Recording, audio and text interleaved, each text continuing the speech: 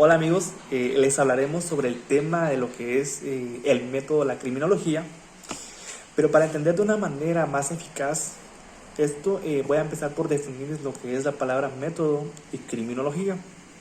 Método significa la forma de realizar algo de una manera organizada u ordenada, y criminología, que es una ciencia que estudia el delito, ¿verdad?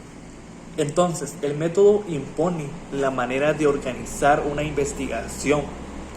Se trata de un conjunto de normas independientes del contenido particular de la investigación, que tiende sobre todo a los procesos y formas de razonamiento. Se trata de un procedimiento lógico, de un plan de trabajo con un objetivo, ¿verdad? En tanto a que la criminología es una ciencia social, esta se vale de los métodos sociológicos, tales como la estadística, la investigación monográfica, la encuesta social, el estudio de casos, los estudios ecológicos también podría decirse, y entre otras, ¿verdad?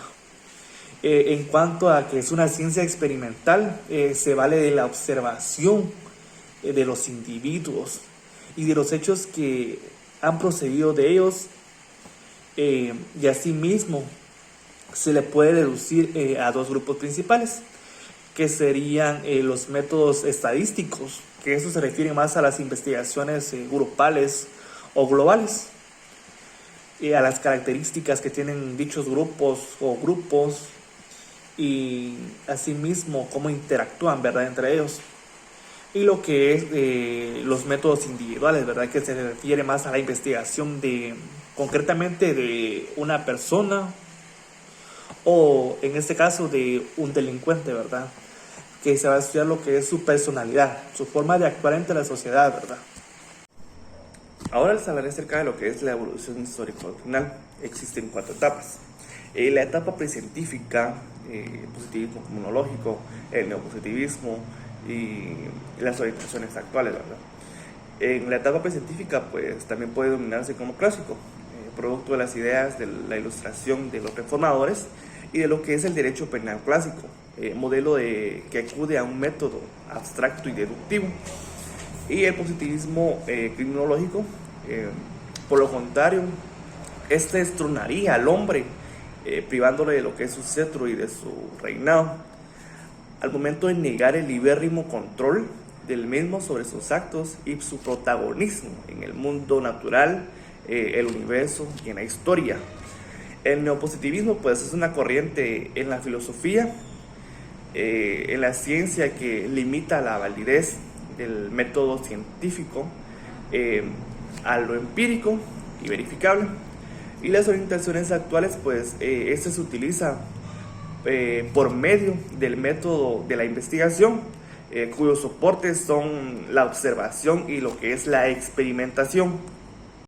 Siguiendo con el tema, ahora me corresponde hablarles acerca de lo que son las técnicas metodológicas de la criminología.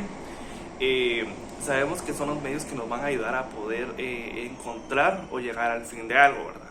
Entonces, voy a hablar específicamente de dos métodos, los métodos sociológicos y los métodos antropológicos. En los métodos sociológicos se encuentra la encuesta, el análisis de casos particulares, la microsociología y lo que es la estadística. En la encuesta, pues, consiste en un interrogatorio directo a un grupo social determinado. Esto pone en manifiesto lo que es la estructura del grupo. Asimismo, se consigue lo que son resultados suficientemente representativos, y se necesita acudir a un muestreo muy amplio, ¿verdad? Entonces, esto nos ayuda a poder investigar a un determinado grupo y sus características. El análisis de casos particulares. Eso se trata de una encuesta de naturaleza más intensiva y pues se indaga en un número restringido. Pues la unidad del objeto de estudio, pues, puede ser una persona, una comunidad o un periodo de tiempo determinado. Ahora, la microsociología, pues este es un método experimental que consiste en el estudio de los problemas y de las intenciones que se producen en un grupo, un determinado grupo, ¿verdad? La estadística, esto pues todos lo conocemos y pues sabemos que consiste en una traducción numérica dentro de un plan determinado. Pues esto nos ayudará a poder tener resultados sobre algún análisis que queramos hacer. Asimismo, un tema muy importante que es la polémica sobre el método y la lucha de escuelas. Desde el nacimiento de la criminología se ha polemizado sobre cuál es el concepto del delito, del que esta ciencia debe partir, si del mismo que ofrece el ordenamiento jurídico penal o si puede darse un concepto distinto, propio de la criminología. Pues la criminología adquirió autonomía y rango de ciencia cuando el positivismo generalizó el empleo del método empírico. Eso sustituye las especulaciones y el silogismo, formándose una lucha de escuelas. Existe algo muy importante en la escuela clásica, que se recoge de sus autores, la cual es la defensa de las garantías individuales y su reacción contra la arbitrariedad y los abusos de poder.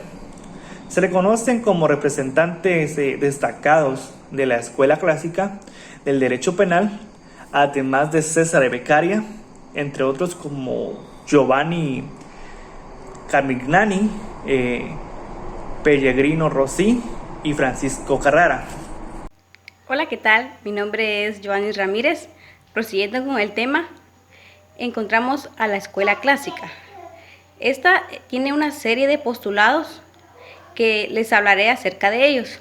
El primero dice que uno de ellos es el encontrar sus bases filosóficas en el derecho natural. El segundo, un respeto absoluto al principio de legalidad, es decir, que el principio de legalidad para ellos está sobre cualquier cosa. Le tienen ese respeto debido al mismo, el libre albedrío. Esta opción es que dejan decidir al hombre si quiere lo bueno o quiere lo malo. Es decir, que el hombre puede decidir lo que él quiera hacer. La aplicación de las penas a los individuos moralmente responsables, es decir, se aplican las penas de acuerdo a los delitos que cada individuo comete, es decir, la aplicación correctamente de los años, ya sea de prisión, económicas, a los individuos.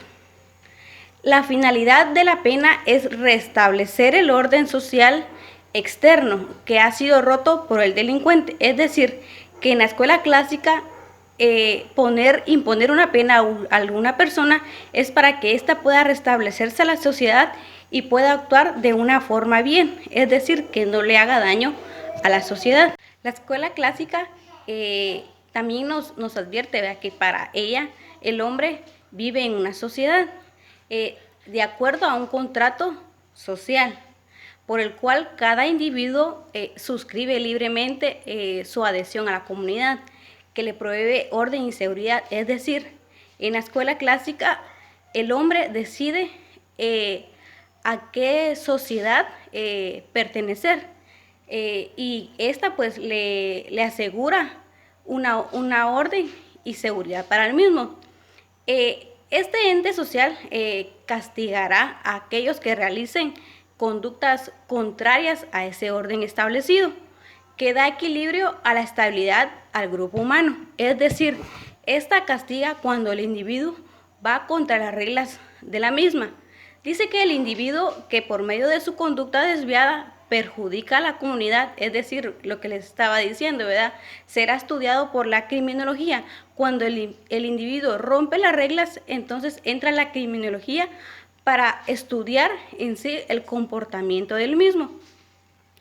Dice que dará los tipos penales que sancionarán conductas jurídicamente reprochables.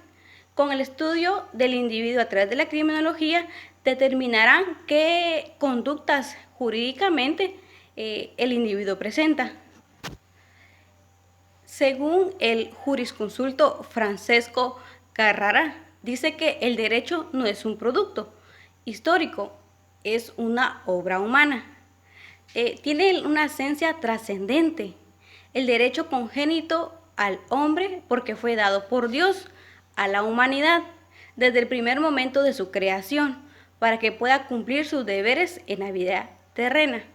Es decir, desde que Dios creó al hombre, vinieron con él ciertos derechos. Y es por esto que este jurisconsulto habla sobre él mismo, de que desde la creación del hombre también vinieron sus derechos, pero también con sus derechos también vinieron obligaciones. Por esta razón, el hombre debe tener una vida de criterios preexistentes, ¿verdad?, a los pareceres del legislador humano. El delito en la escuela clásica dice que no es solo un simple hecho, sino que un ente jurídico, es decir, que tiene derechos y obligaciones. También su esencia está constituida por la relación de contradicción entre el hecho del hombre y la ley, es decir, lo que el hombre realiza y lo que la ley cuestiona, lo que la ley castiga. Prosiguiendo con el tema, les hablaré sobre la escuela clásica. Esta tiene 6 postulados. El primero, la igualdad de derechos. Esta la encontramos en nuestra Constitución Política de la República de Guatemala, exactamente en el artículo 4, donde nos señala que todos los seres humanos tenemos los mismos derechos, las mismas obligaciones. El segundo, el libre albedrío, la capacidad de elección, la capacidad de elegir qué es lo que yo quiero realizar. El número 3, la entidad de delito. Esta es con independencia del aspecto interno del hombre. ¿Qué piensa el hombre internamente? ¿Qué es lo que quiere realizar? La responsabilidad moral. Esta viene unida al libre albedrío, puesto que si yo quiero realizar cosas buenas, pues mi moral estará bien, ¿verdad? Pero si yo realizo cosas malas, pues mi responsabilidad moral está decayendo. La pena proporcional al delito, es decir, que se va a sentenciar a la persona de acuerdo al delito que ésta cometió. El método deductivo dice que este es teológico, es decir, la finalidad del mismo. Hablamos de la escuela positiva. Dice que esta apareció a consecuencia del auge alcanzado por las ciencias naturales en los estudios filosóficos en el siglo XIX y se hizo sentir en todas las disciplinas, incluyendo el derecho, la psiquiatría, la criminología y la psicología. El positivismo está estrechamente ligado en la búsqueda metódica, es decir, en los métodos sustentado y no experimental, rechazando nociones religiosas, morales, a priorísticas o conceptos abstractos, universales o absolutos. Para el positivismo es que si esto no se puede demostrar a través de un experimento, no puede ser algo científico, no puede ser algo real. Para el positivismo se debe de comprobar en realidad para que éste sea parte del mismo. Dice que Augusto Comte es considerado como el padre del positivismo. A partir de él, justamente se inicia el interés por clasificar las ciencias. Dice que el postulado del positivismo se basa en el culto a los hechos, a los fenómenos, a lo dado, toman patrones de las ciencias naturales y estos pretenden trasladarlos al derecho penal. Continuando la presentación, vamos a ver lo que habla de los postulados fundamentales según el positivismo. Acá para el positivismo criminológico nace lo que es el infractor. El infractor es un prisionero de su propia patología.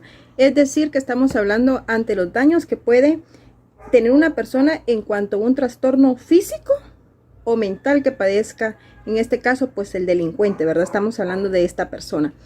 O de procesos causales ajenos al mismo. ¿Qué nos quiere decir esto? Que nos estamos anteponiendo a la sociedad en cuanto al delincuente, pero también nos dice que el ser humano es esclavo de su propia herencia y encerrado en sí. ¿Qué nos está diciendo acá? En este caso voy a tomar un poquito la parte del autor de César Lambroso, que decía que el hombre es salvaje por naturaleza. ¿Por qué? Porque desde su historia el hombre es un ser primitivo Es por ello que nosotros, ¿sí?, estamos esclavos a una herencia que nosotros aún no conocemos. Seguidamente nos vamos a la siguiente diapositiva, donde nos habla que la escuela positiva aplica la investigación de la criminalidad y el método inductivo experimental. Aquí es donde Ferry, en sus postulados, clasifica al delincuente como nato, loco, habitual, ocasional o pasional. Ante esto, pues él decía que la sanción tiene como fin asegurar la defensa social. Pues, ¿por qué? Porque para él era que mientras que el delincuente estaba prisionero, él no presentaba ningún peligro ante la sociedad. Es por ello que el delincuente tenía que aparecer readaptado a una vida libre. Seguidamente nos vamos a un cuadro comparativo, donde vamos a encontrar la escuela clásica y la escuela positivista. Aquí la escuela clásica, según sus representantes y sus postulados, nos decía el libre albedrío. Aquí en esta escuela había libre albedrío, igualdad de derechos, responsabilidad moral, y el objeto era el delito jurídico y el método era deductivo, es decir, especulativo. Nos está dando a entender que hacían suposiciones sobre algo que no se tenía certeza aún. Entonces viene lo que es la pena proporcional del delito, y también nace lo que es la clasificación del delincuente. Mientras que para la escuela positiva, según sus representantes, aquí vemos a Ferry, Garofalo y Lombroso, que habla que hace totalmente la negación del libre albedrío, mientras que para la clásica sí había libre albedrío. Luego lo que es la responsabilidad social, aquí para el positivista es social, para la clásica era moral. O sea, son cosas totalmente diferentes. Y luego el método inductivo, que estamos hablando experimental, nos está diciendo que se basaba en cuanto a la experiencia y la pena era proporcional a lo peligroso, ¿verdad? Y la prevención era más que la represión y las medidas de seguridad. Aquí también habla sobre lo que es la clasificación del delincuente y los sustitutivos penales.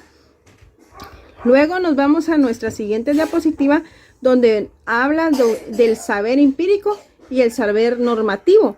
Aquí el saber empírico y el saber normativo son dos categorías antagónicas, es decir, que las ciencias empíricas significa en primer lugar que su objeto era el delito, el delincuente, la víctima y el control social, es decir, un cuadro, porque son 4 elementos que implican el saber empírico y el saber normativo.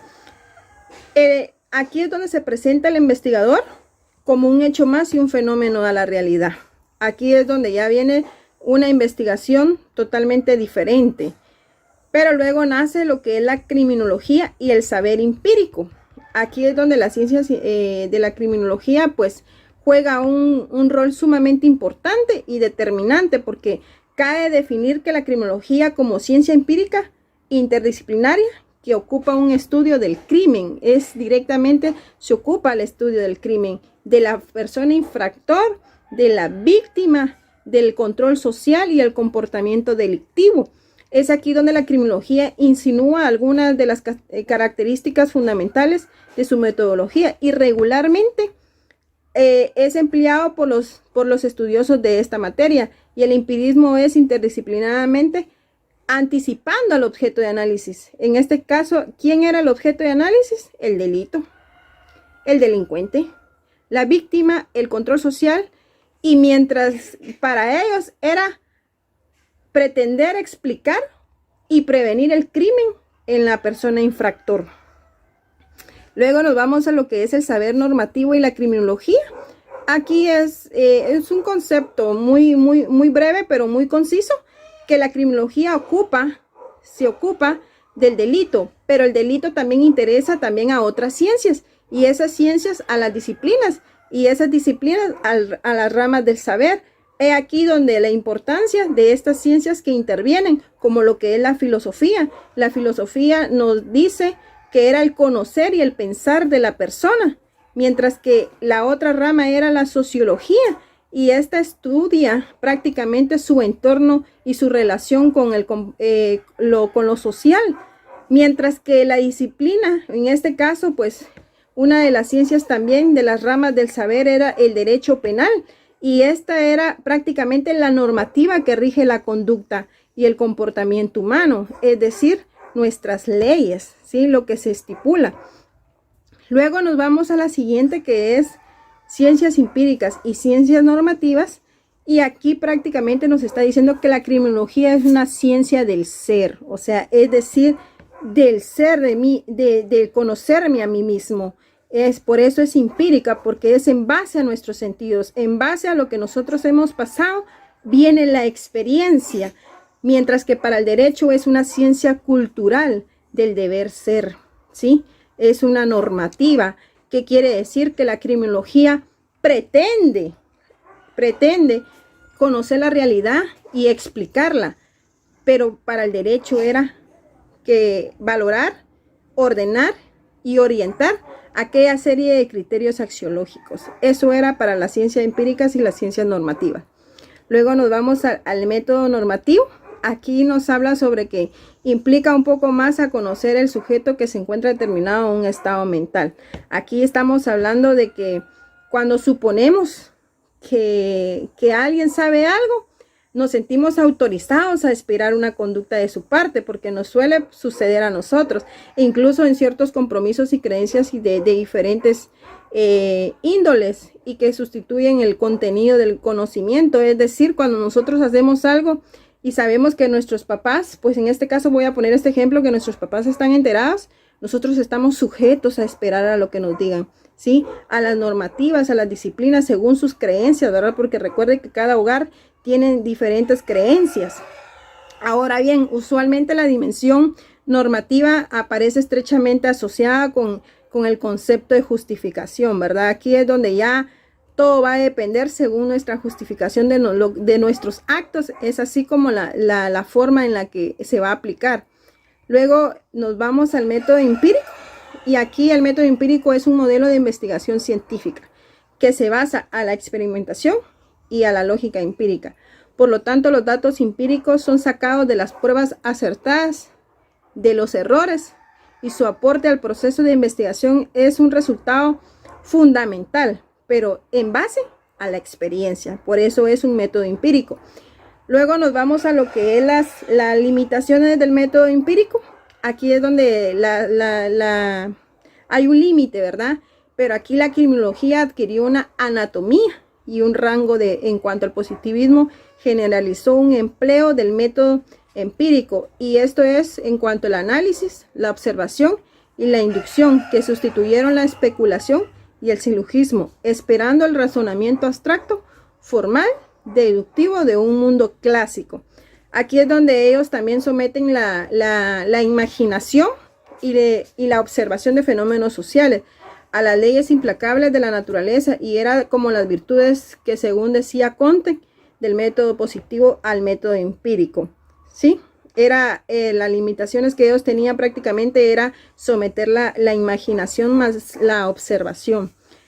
Luego nos vamos por último lo que es el principio interdisciplinario, y con esto vamos a concluir que el principio interdisciplinario se haya significativamente asociado al proceso histórico de consolidación de la criminología como una ciencia autónoma.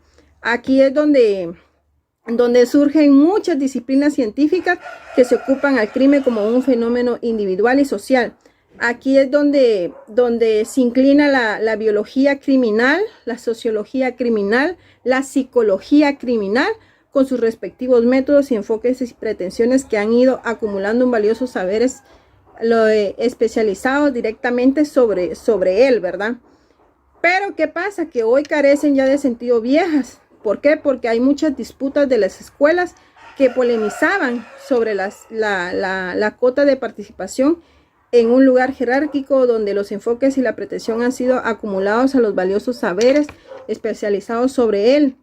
Entonces, ¿qué pasa? Que la disciplina como es la biología, la psicología y la sociología es un tronco común para la criminología.